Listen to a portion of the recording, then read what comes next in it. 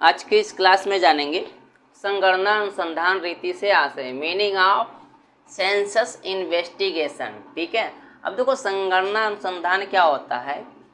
जब समस्या से संबंधित समग्र या समूह की सभी इकाइयों का अध्ययन किया जाता है तो इसे क्या कहते हैं, संपूर्ण गणना या संगणना अनुसंधान कहलाता है। मतलब क्या होता है कि जब समस्या से संबंधित समग्र या समूह की सभी इकाइयों का अध्ययन किया जाता है, उसका जांच किया जाता है, ठीक है, इन्वेस्टिगेशन किया जाता है, तो उसे क्या कहते हैं, संपूर्ण गणना कहते हैं या संगणना अनुसंधान कहते हैं। ठीक है, अब एग्जाम्पल के लिए मान लो किसी विद्यालय के विद्यार्थियों के मासिक व्यय, ठीक है, किसी स्कूल के जो विद्यार्थी हैं उनका मासिक व्यय के अध्ययन, ठीक है, अध्ययन करने के लिए विद्यालय के समस्त विद्यार्थियों से समंक प्राप्त किए जाते हैं।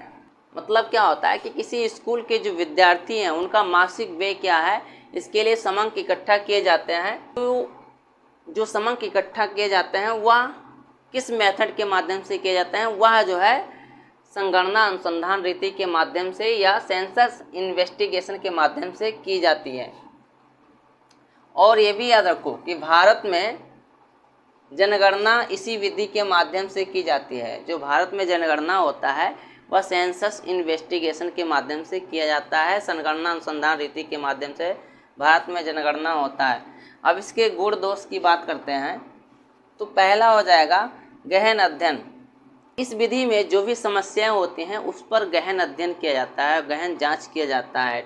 इसमें जो है प्रत्येक इकाई के विषय में मुख्य सूचनाओं के अतिरिक्त सहायक सूचनाएं भी संग्रहित कर ली जाती हैं या उसका कलेक्शन कर लिया जाता है, जिससे जो है समस्या से संबंधित प्रत्येक इकाई का गहन अध्ययन किया जा सके, उसका इन्वेस्टिगेशन किया जा सके।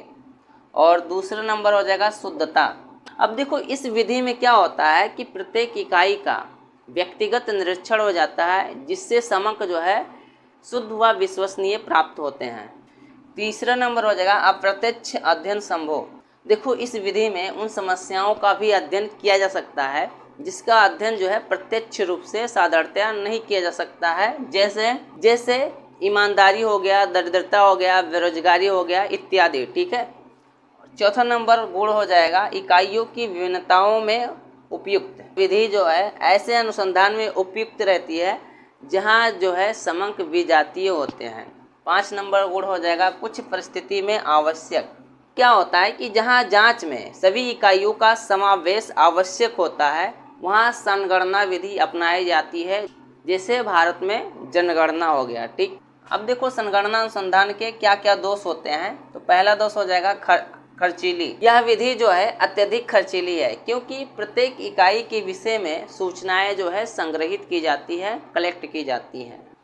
दूसरा नंबर हो जाएगा असुविधाजनक। देखो इस विधि में अनुसंधान करने के लिए या इन्वेस्टिगेशन करने के लिए एक विभाग जो है अलग से स्थापित करना होता है, जिससे प्रबंध संबंधी या मैनेजिंग संबंधी जो है समस्याएं बहुत आती हैं।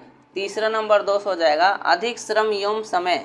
इस विधि में अनुसंधानकर्ता को क्या होता है कि अधिक परिश्रम करना पड़ता है और समय भी क्या होता है, अधिक लगता है।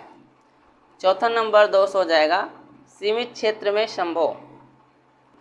क्या होता है कि विस्तृत क्षेत्र में, अर्थात जहाँ जो है क्षेत्र बहुत लंबा चौड़ा है, ठीक है, वहाँ जो है प्रत्येक इकाई से संपर्क स्थापित करना संभव नहीं होता, इन्वेस्टिगेशन करना संभव नहीं होता है।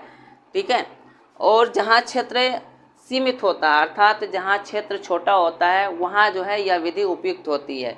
ठीक है, 5 नंबर हो जाएगा सांख्यिकी विभ्रम। देखो इस विधि में संग्रहित समंकों द्वारा सांख्यिकी विभ्रम का जो है पता नहीं लगाया जा सकता है।